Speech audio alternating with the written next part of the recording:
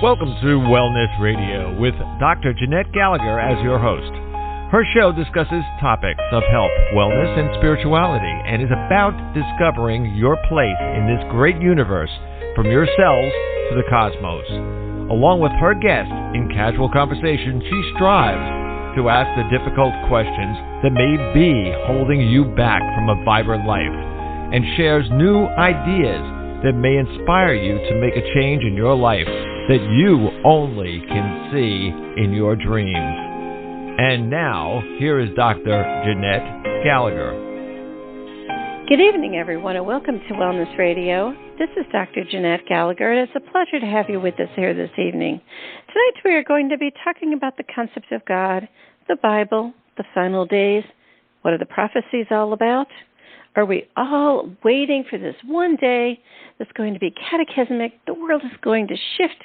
Everybody's going to be wearing white and Birkenstocks, and the world is going to be great. Because everybody has done a great job of living in the present moment, of doing their godlike daily chores, of being able to clear body, mind, soul, and spirit into a phase in which we are honoring each other, honoring self in this world. Are we all waiting for that prophecy to be able to come true? And we say, oh, well, if it doesn't, then I'm not going to have hope. I'm not going to have faith, and I'm not going to believe. In that case, let me go on my own merry way. And now what we see in the year 2023 is a year of chaos. Perhaps the chaos is mounting. Are we now to be able to step into our place of mission, of service, and being able to pay attention? What are the stories all about? What's really going on? Perhaps we are looking at it from a different perception. Today my guest is Paul Richard Strange Sr. His book is Love God and Leave the Last Days Behind. And Paul will be showing us today his perception of his beliefs. Paul, thank you so much for joining us today. It's a pleasure to have you with us. Well, thank you for having me. It's a great day. It's great to have you, Paul. Don't you think that perhaps everybody is waiting for this big kind of boom day, and where they're saying, see, that's what we were waiting for? Do you think? I think you're absolutely right. We're tired of the things that are not right, that distress us all, and we think that some instantaneous magical cure is what God has in store. I don't understand the Bible that way. I think it's understood spiritually, more like you said. The starting point is not some cataclysmic change where suddenly there will be no evil rulers in the world and goodness and sweetness. I mean, we all want that to happen in our world, but for what frustrates people about me is I see that as something gradual that comes from us changing within. And I don't see it as something where God's going to magically say, presto, now you have prettiness all over the place without any pain. I don't think that's His will. But the reason why I don't is that I think the greatest minds, both in church and state and philosophy and history, have misunderstood some basic things that Jesus said. And of course, we're all capable.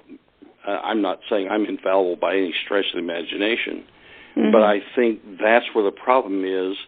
And one of the things recently that I found was a YouTube of C.S. Lewis, who talk about authors. He's the model. He's one of the greatest modern creative minds since Shakespeare.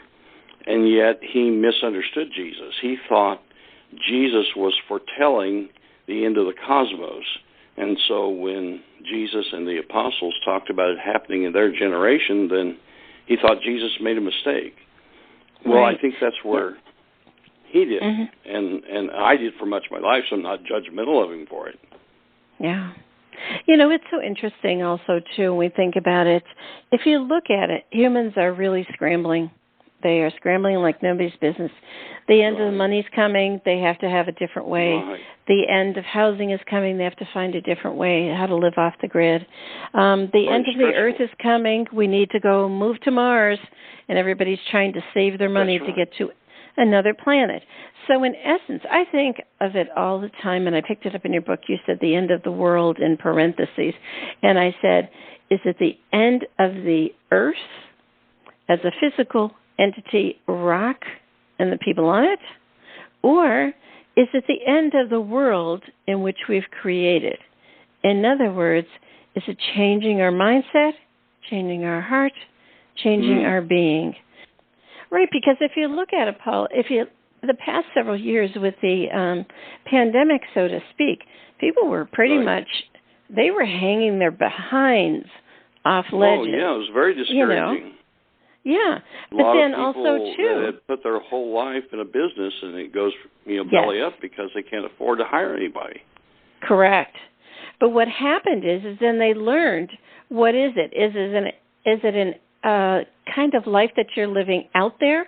Are you living out there and you're not paying attention to your inside, so to speak? So, pretty much we were, quote, kept at home. We weren't getting that outside influence to feed us, like fast food, 100 people at our job, all the accolades, all the awards, all of the trips and the luxuries. We were kind of sheltered back into our homes to be able to... And then we had to hide our faces when we saw each other. Right. But don't you think it was almost like we were being like toddlers, sit your butts down, you didn't get the message correctly, and let's do this again, right? Right. Yeah, and try your best. You try your best to make sure that you're 6 feet away from another human being, and even those that did bother to touch. I had a friend that kind of was into that, but was trying to be friendly and offered his elbow instead of a handshake. And I thought, well, the whole point of the thinking then among, what comes across to people like me as a bit of a propaganda artist, but it was getting that close to a person is going to expose you to the COVID, and so even the elbow probably was dangerous by those who think that way. So, but at least he was trying to make some human connection. I appreciated that. Right. He couldn't bear to shake hands because that would be too much of a violation of the code, but he did want to say, hey, we're human beings, let's have some connection. Right. And so, he was trying. Do you think perhaps that people are now saying they want to, quote, get back to normal? So they're trying to run back and fill inside of them. When actuality, God's going to say, hey, y'all just totally missed the point, because what's supposed to fill us up from the inside, okay, is perhaps unconditional love, perhaps connection to another source, perhaps kindness and compassion. So are we, in essence, still going to get bombarded with another plague kind of idea? You know what I'm saying? Right. And then people will turn around and call it, that's another prophecy, that's another prophecy. Well, I think that's true, and one of the reasons why I wrote the book is there's years of thinking that changed my mind from what I was raised in. Not that I reject. I mean, my people gave me lots of good stuff, so I'm very grateful for everybody that's blessed my life and taught me something. So it isn't like I just threw it, all out the window. But on this issue, I think I did, and that's because we have a psychological setup to be terrified, whether it's for my early years. Remember when you're probably familiar with the book The Population Bomb, and it caused in all of civilization, this tiny little book by a professor, a terrified fear that the worst thing that can happen is the planet's going to get so many humans on it that we're going to have worldwide famine. And it became dominant in the culture, and it really, and today it is, to me, an irrationality about things like global warming. Is okay, let's say that it's true, that, to terrify ourselves about the possibility that It could melt the glaciers and just ruin. And supposing that if what are we supposed to do about it would be the right response, where our rationality and our good sense would help us. But the terror means that you just go with people that are preaching the end of the world is here. Well, a guy carrying the signs that says the end of the world is here is not offering any real solution to your pain. I mean, not that I don't want to put him down, but he's trying to do something he thinks is helpful, but he's not helping anybody. Whereas what you said is so true. If we get into how can we develop within ourselves the great strengths that are already there, that's what the kingdom of God's all about. I mean, The apostles described it as righteousness, peace, and joy in the Holy Spirit. Jesus said, my kingdom is not of this world. He wasn't telling us to expect the right ruler who will do everything right. He was telling us, no, rule our own spirits so that we have the things in us, the kindness, the compassion, and that's what stabilizes our lives more than we even realize. Nobody ever went broke from giving. Yeah. That's one post I borrowed from somebody. I wish I knew who it was. I reposted on my Facebook page because I loved it so much. That is so true. And that's where our problem is thinking that something outside of us is causing our pain. And of course, all those are factors. They're realistic factors. The economy goes bad. We ought to care about ourselves and our families and everybody else, how to recover from it. But that isn't the main issue that we're dealing with. Our biggest thing is within ourselves. Jesus even said the kingdom of God is within you, and it's developed.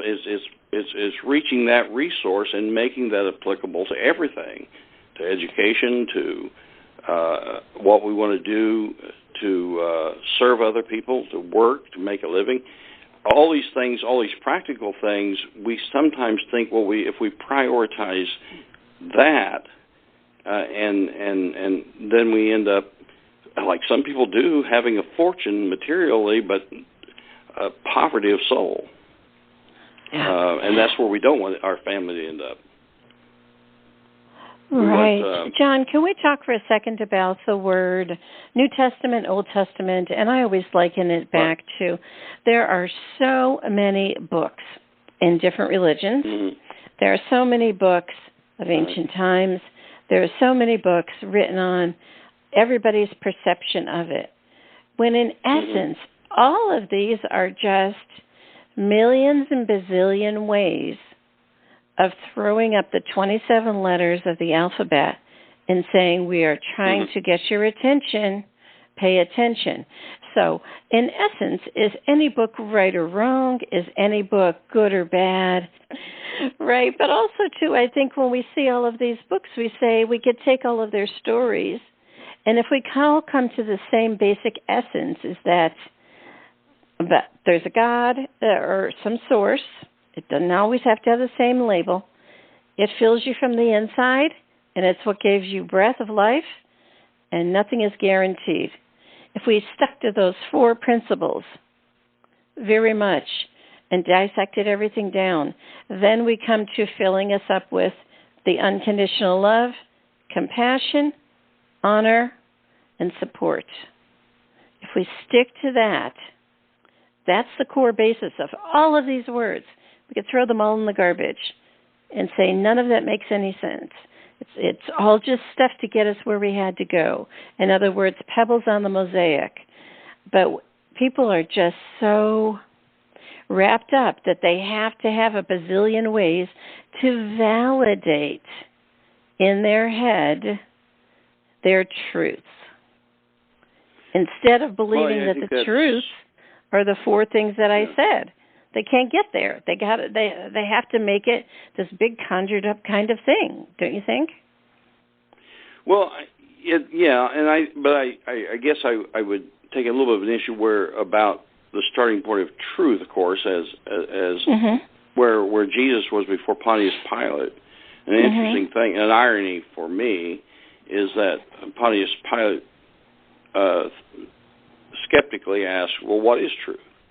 And Jesus, of course, had told audiences, "I am the way, the truth, and the life." And so the starting point of truth being a person and not my reality of my circumstances, whether I was born in poverty or wealth and that sort of thing, which I tend to make my truth, like you said, and that just clouds the minds and truth becomes blurred. But don't you think, John, that those are conditions? So then you're living a conditional life, and you're not living an unconditional life. Because a conditional life is poverty or famine or whatever it might be. That's still a condition. Do you see? Oh, right, and well, or what I think is painfully true is for us to define our entire everything that is real by our economic status. Right. Whereas I think Jesus taught us not to do that. Don't start out thinking. I was raised a poor person. That is an economic fact. But I was a person, whether I had been born on a yacht or born, at home. I mean, and this is what one of the truths I think, sort of what you're getting at is that personhood is so precious and important to recognize that, and this is where we talk about love. Love is appreciating that. To me, the closest thing to the image of God on earth is a fellow human being. To find what I can connect with that person, even if we're miles apart on politics or on other issues, just the very fact that man was made in the image of God, whatever, philosophically somebody goes through their mind when they think of that term, that means that there is a series of which, pardon me for bringing up gender, but your gender knows better than mine by nature, and how relationships matter more than most other things that we experience. And sometimes some people live their lives going through multiple relationships that are failures, and they never figure out why. It's because they didn't value the relationships, and that's because the first part of it is to see, well, who are you dealing with in a relationship? The highest reflection of the created order, according to biblical theology, and other religions say essentially the same thing. That's something so extremely special about the human soul that we don't understand it. I don't think in 1,000 years we'll understand it completely. But there is something about connecting with other persons in real ways and having honest conversations. That really is the closest thing we come to, in some ways, to experiencing God. Yeah. My daughter, John, she is a spirit that came to... My sister had died before I was born, and she is my daughter now in this form. And so my daughter and I have a pretty much soul connection, and our entire life was like that. And when we talk about it, she had said to me one day, she's now in her 30s, and she said, one of my friends said to me, wow, well, you didn't do this, that, or the other when you were kids. And my daughter says, well, I didn't even realize that we were poor. I never knew we were poor. Hey, I never classified it, but I never classified it as poor because I always made their life that it was every day was a great day, whatever it was. Like we could make things from Christmas trees to last all year long, or we could, or things like they would get a box of cereal for for Christmas as a gift, because we didn't eat cereal like that all year long. So I think the idea is that how you reflect within your life is more of the gift that you are given, and how you choose to be able to engage in your life is really what we're talking about. Because the idea of that you deserve everything, you're expected to have everything, and just because it's there, you are required to have it, is pretty much a very selfish way. That's an outside living again with conditions. See, and I taught my kids the unconditional living from the inside. So how you make that distinction is pretty much what we're talking about too, right? Oh, I think you're absolutely hit on something. You know, one of the things that's just, it seems to me, almost self-evident is that if you live your life being taught that you're entitled to all these things, then when you get them, they're no big deal. So ironically, you know, we talk about spoiling. What you are mentioning there is exactly how I taught my children to think, and that is, you know, if the unconditionality is in matters like love and loyalty and friendship and things like this, then any of the material blessings that you can actually enjoy them when they come.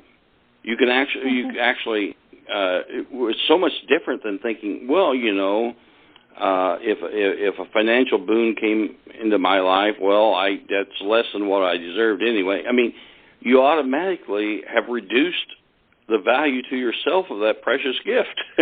Right. And so I think you're exactly right. How we teach our children to value what to value most in life, rather than I think for a long time it was the norm, which probably didn't help us, was to think, well, you know, the people that went through the Great Depression, and my dad told me stories, some really, you know, soup lines and things that you just don't really want massively your fellow citizens or your own family to experience. But one of the things that maybe was a little bit of a mistake for many of those people that my dad taught me is thinking that, well, I never want my children to go through anything like that. Well, of course you wouldn't, but don't exempt them from all pain because of it. Don't teach them that if they want a brand new car without waiting for it, and you have the money in the bank, just buy it for them. Well, no, these things create a mind frame of entitlement that I don't think really helps anybody. I really think if somebody has lived in the mind frame, that mind frame does them more damage, and to where they can't really appreciate the benefits that do come into their lives. Well, you know what I think also too. Right, I think also too that kind of breeds a sense of difference. There is no difference in people. And I think the idea of people saying that you're different than I am, you're not like me, and when in essence the core idea of God's message is that we are all similar and alike in His light and in His being. And if you think of that, then why are you so far away from it? You know, I think the idea of, just like with my daughter example, I live here in New Orleans. We had a lot of hurricanes, and let me tell you, we all stood in lines to get food or to get water or to get toilet paper. Let me tell you, did I ask the lady next to me, was she the CEO of somebody, or did I say to the guy behind her, you're homeless, don't be here? I mean, that thing doesn't even resonate in my brain. I've been brought up a different way than most people, and I've been this way my entire life, is that I don't see gender, I don't see race, I don't see policy, I don't see money, I don't see any of that. That doesn't phase my brain whatsoever. Speak to a pauper or a president, huh? It doesn't. It doesn't matter. Like when I see people that believe that they're important, even though they've been on my radio show, I'll still say hey and their first name. All I see is calling into their soul. I'm not there about all of their other labels or their antiquities or whatever else is going on in their legacy. It doesn't matter to me. And I think the whole story within God's life and all of the stories of everything and all of the Bibles and New Testaments and the books and everything is how can you get to that point to be that God-like and see that what is going on the earth and be a leader of the good. Isn't that what we want to do? Because if there truly is no end of the world, or we're in the end of the world, or it's coming today, tonight, or tomorrow, all of that's just breeding fear. We don't want to breed fear. Absolutely. We want to breed living in the present. It's unnecessary fear. Mm-hmm. Right. There are some things that are necessary fears and some things that aren't. if your grandchild is headed toward the street and going to get hit by a truck, that's a necessary fear. No, you scream whatever you have to do, but you don't apply that to just whatever we're afraid might happen tomorrow. And that's what we tend to do as humans if we don't get a handle on ourselves, is that we allow today to be wasted because of the fear of what might happen tomorrow. Right. And of course that comes back to the teachings of Jesus too. He said, "Sufficient for the day is the evil thereof." If we would live like that and thinking, okay, I couldn't, even if those who are scaring us are trying to, we're right, and the world's going to end tomorrow, nuclear war is going to blow us all up, or something terrible is going to happen. There's not a whole lot that I could do to change that outcome by worrying about it. All I would be doing is increasing the possibility of developing an ulcer myself. Well, it's the same thing with hurricanes. Like when they're out there, it's sort of like we see it coming. Okay, am I going to go out and stand in the eye of it? Probably not. Might I shelter in place in the eye of it? As I did many times, yes. And still others, if they had fear, they left. But the idea is how can we see there's something different in our perceptions, and are we basing our way in which we look at God, we look at the books, the teachings, stories, the prophecies, and the expectations of religion, and say, are we looking through our own filters of our own perceptions and letting them cloud all of our judgments and the way we live?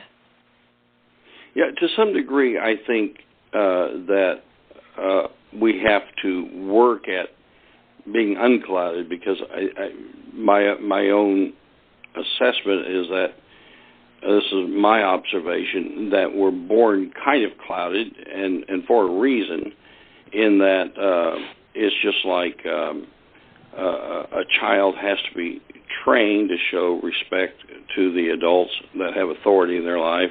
And so in the same way, because the natural thing is we see it too, a tendency to we learn how to say no arbitrarily.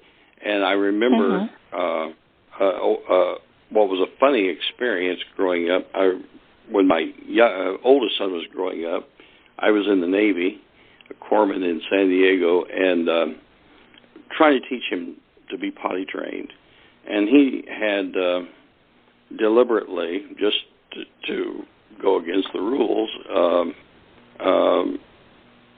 taken his little nasty in his room instead of going to the bathroom just to defy. And so I told him he had to get some toilet paper and take it to the bathroom. And he pointed his little finger at me and said, "Make me." So I did, but I had to go out into the backyard and just laugh my head off. I thought it was one of the funniest things to see. He couldn't be accused of being a coward. He was standing up to somebody many times his size and saying, "Make me." But that, I thought, it gave me a picture of kind of how I think we are working ourselves through the cloudiness of our own fears, of our own anxieties. And this is where religion can be a major help, and often is. The Christian faith has been a tremendous blessing to me. But this misteaching about prophecy, making things that had to do with first century events into some sort of end-of-the-world scenario for modern times, is harmful. And so this is why I'm hoping that it has a positive effect on anybody that reads it, and thinking that we should not say, to me, we're essentially lying about God, not deliberately. I don't think any Christian ever would deliberately lie about God. But we're lying about God if we say that he proclaimed that there's going to be some bloody way in which most of humanity is going to die, and that's how he's going to end the world. He doesn't say that at all. It was very not positive for the people living in first century Palestine, what Jesus said, but it wasn't at all negative for any of the rest of us living ever since. He was bringing in a new world where no longer do we worship God by bringing and killing lambs and things like that. He was saying that no, it'll be by we gather together and we worship God, we make friends, and we build communities, And so this was the kingdom he was bringing in, which he says none of this world is so different. Whereas an ordinary kingdom is something where you have people who rule and tell other people what to do. In Jesus' kingdom, no, if you want to be great in it, you serve other people. So he brought a radical change to mankind that is a totally different kind of kingdom. Right. How about the idea, John, we talk about, you share in your book about change. You know, that word rocks people's minds. What do you mean I have to change? You know, every time you have a conversation with someone, I don't care if they're coming in to me for end of life. I don't care if they're coming in because they're sick and they need help. I don't care if they're coming in just because their world is not working right. And as soon as you use the word change, it's just like, it's an automatic, like, lead balloon that starts to show up in front of them. They're not interested. What do you think about the word change? Yeah, I think it scares us for reasons it shouldn't. Some changes do hurt, like when I had a bypass. That was painful. I have to recover from bypass. But here I am, this many years later, walking around, talking and enjoying a great life with my family and my. I work 3 days a week at Dallas Life Homeless Shelter, and doing things that really bring a great deal of joy to my heart because of the change. Because it changed my circumstances. I could no longer work the full-time job I had. I had to retire. And so those changes were uncomfortable. And so I think this is why we hesitate to be thrilled about change, but almost always God is opening a different door for us that couldn't have happened without those changes. And so I think we ought to take a better attitude about change than we do. But I think, I'm guilty of sometimes not being a joyful recipient of changes. But I'm working on that.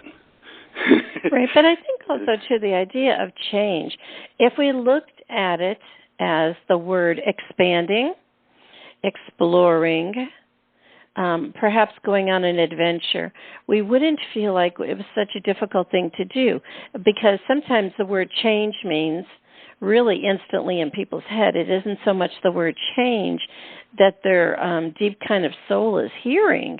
What it's hearing is shame, regret, pain, all of this distress or lack. And if we're coming from there, then we really have to say, are we still empty inside? And when you tell me to change, I've been doing so good, I keep my comfort level up. I've been eating at McDonald's every day because that's what I want. I've been doing not sleeping because I wanted to play video games all night long because it's what I want. And, just going out and kind of doing whatever I felt like to do because that's what I want. So the idea is, bringing us right back to the beginning of our conversation, are you living an outside conditional life? Or are you forgetting about how you even got here, which is the inside, the unconditional life, and how do you explore that? Perhaps? Right, yeah, paying more attention to how if we feed good things into our souls, that this translates into a greater degree of enjoyment, not automatically. Just like discipline, if I decide that I'm going to really work at dropping 20 pounds, there's a part of it that won't be fun, but there'll be a result that is. Although, one of the things I've joked about is that if I were to lose 40 pounds, I would still have the same size gut and rear end. I just wouldn't have any legs. But that's a skeptical way if I keep myself from changing on that issue. Not that I've suffered from severe obesity, but there are days when I look at myself in the mirror and say, Paul, you're pregnant.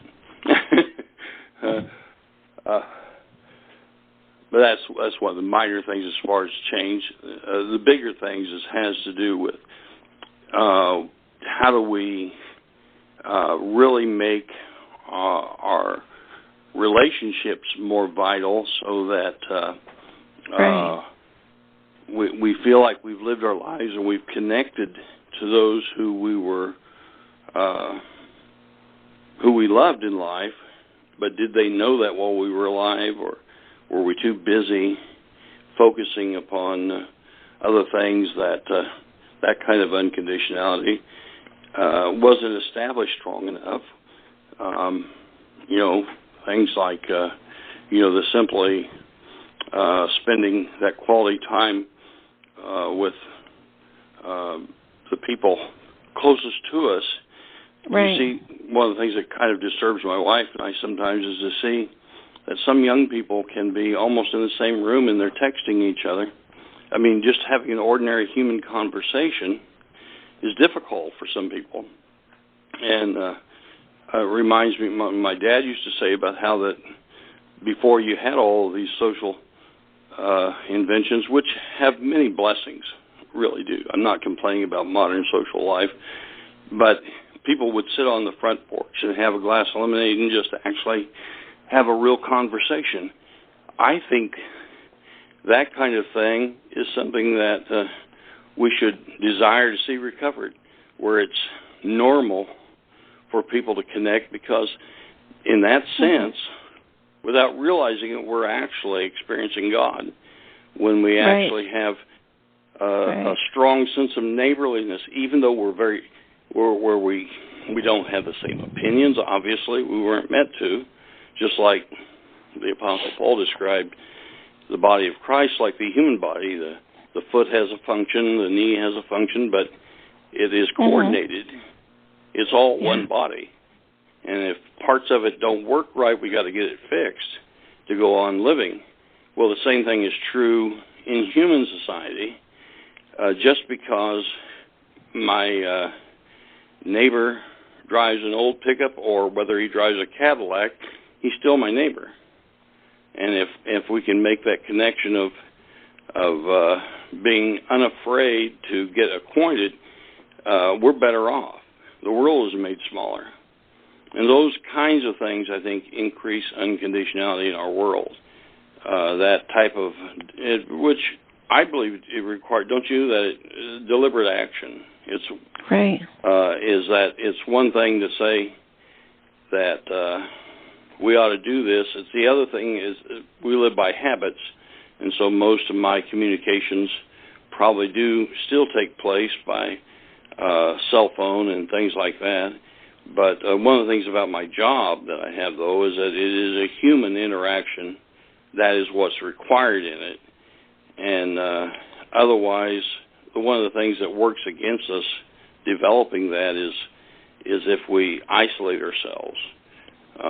It probably is one of the biggest contributing factors of slowing us down from arriving at that kind of potential that is within us all, because I believe that the kingdom of God lives inside of human beings by God's design, and it's a matter of realizing that, and that requires communication. Yeah, but I really tapping into that and being able to live from that is truly, I think we see a lot of people who are attaching to the book, attaching to the stories, holding it on for dear life, but really holding it on as something like a T-shirt that they're wearing versus putting inside of them. Don't you think? I think that's probably true. Right. It's well, I think we get to where if we kind of feel like we all have a message. That's part of the reason why we're born for, and so it becomes a technical thing of just getting that message out, and then I've done my job. Rather than beyond that, have I connected to somebody so the message means anything? Right. Rather than just, did I get my message out? Yeah. And I think that is the harder part. That's the work of it all. There is a work involved, just like there is in a strong family, like that connection you have with your daughter. It didn't come by accident. It had to be cultivated. And that's where it's difficult for humans to have the spiritual energy. That's where we need to rely upon, in my opinion, prayer and thinking through the importance of why we're born in this world, and great questions like that, not to ignore them, because that helps us in how we relate to each other. Both those who agree with us and those who don't, we're in better standing if we're thinking, cultivating in our own minds how we think about God and about society and what we hope for, because we all hope for some things that are very similar. You see your neighbor, even if it's somebody you don't particularly like a lot, well, you know it is in your own best interest to wish for that person that that they have a decent job, that their finances are stable, that you don't want them to get cancer.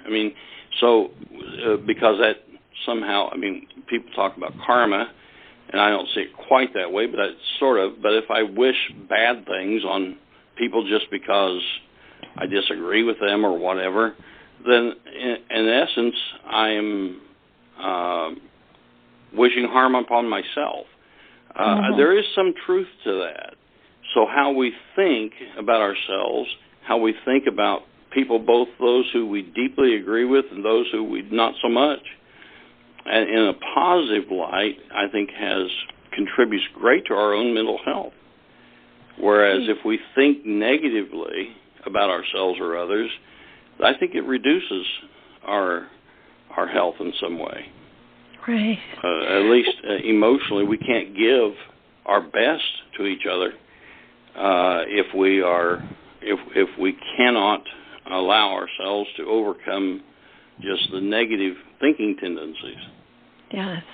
Well, John, in closing, let's touch on this topic, is the idea of, now that in the year 2023, are we here to perhaps look at retrospect of the stories and say what was prophesied as coming or being here or not being here or whatever? In other words, all of the stories, are we perhaps now at a precipice point of looking back and saying that God's kingdom has always been inside of us and not have to look to all of those stories to have us and keep us embedded and bound to a religion, to faith, to be able to find and say that I have to live in the hope of that story playing out because that's going to be my savior, or is the cavalry going to come, so to speak? Every existence, every story, everything that happens to us, every experience, we always feel it deeply. We feel it to its core. We give it all kinds of names. We have all emotions and feelings with it. We write it down in the book, or we believe it's the truth in our belief. However, always, when you look at it in retrospect, you can turn around and say, wow, now let me see it for what it truly was. Is it not perhaps we are now, in this year, in this decade, being asked to say, look back, reflect, now learn? Perhaps? That's possible. That's very possible. That's very possible. And it's always a good thing to reflect, to see where we've been, and that helps us because one of the things that I think we'd agree on is that as to exactly what events that will be considered major news tomorrow morning, right? We can't with absolute accuracy ponder that. But we can reflect on what God has done, His goodness, the blessings in our lives, and what our faith has meant to us in the now, and how to refine it so that it's a greater blessing to the people around us. Yeah, well, absolutely, John. I think it was such a pleasure to have you with us today. Can you share with the listeners how to find out more information about your work? Yes, the name of the book is Love God and Leave the Last Days Behind by Paul Richard Strange Sr. You can punch it into the internet and it'll show up on Amazon. There are 2 books designed a little differently. I prefer the one that came out last year because it has a table of contents, and that frustrated me about the first one. And there's a Kindle version that's cheaper for somebody that doesn't want to spend as much on a book about the time at the end.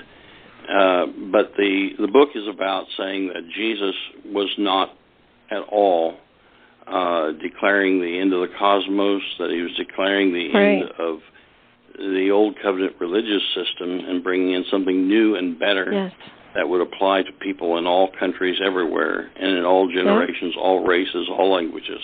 And that's what we're enjoying if we get into solid biblical thinking. If we can put it into its historic perspective, it'll bless us tremendously, and we can leave the last days behind. It won't even be an issue in our daily thoughts as to whether the world's coming to an end. Yeah, because it's already here as present. Is the world without it. Right. The because church it is the world without it. It's here as the present if we believe in the present moment, and we can believe that this is what we are given.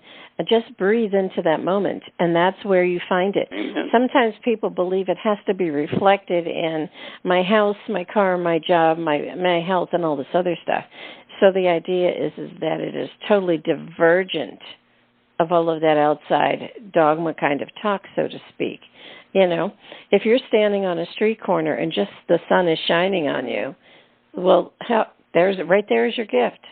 Everything else is just absolutely icing on your cake, right? Well, John, it was such a pleasure. It was such a pleasure to speak to you today. We thank you so much for joining us. Well, thank you. And hopefully you'll come back if you write another book, right? All right. Sounds good. Thank you very much. And hopefully you have a great day in New Orleans with no hurricanes. Yeah, I know. If you'd like more information about Paul Richard Strange Sr., please do click on the link on the bottom of today's show page about his book, Love God and Leave the Last Days Behind, to be able to find out more information about his work. And definitely Paul speaks so much about time and being in the present. What can we see? What can we diverge from the old stories, the new stories, and do we need to live in a world of fear?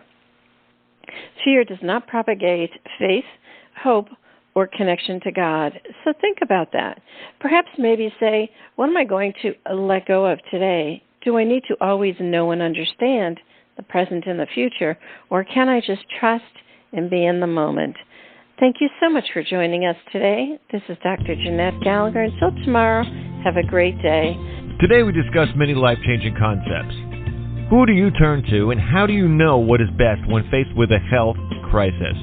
Dr. Jeanette is a patient advocate. She listens to the patient, the doctors, and the family, clarifies the health issues and concerns, then helps the patient make the best choices going forward. If you would like help implementing change into your life and health, we can talk and see where you are stuck and how to improve the quality of your life. Check the link on the bottom of today's show page or visit dr.jeanette-gallagher.com to schedule a phone appointment today.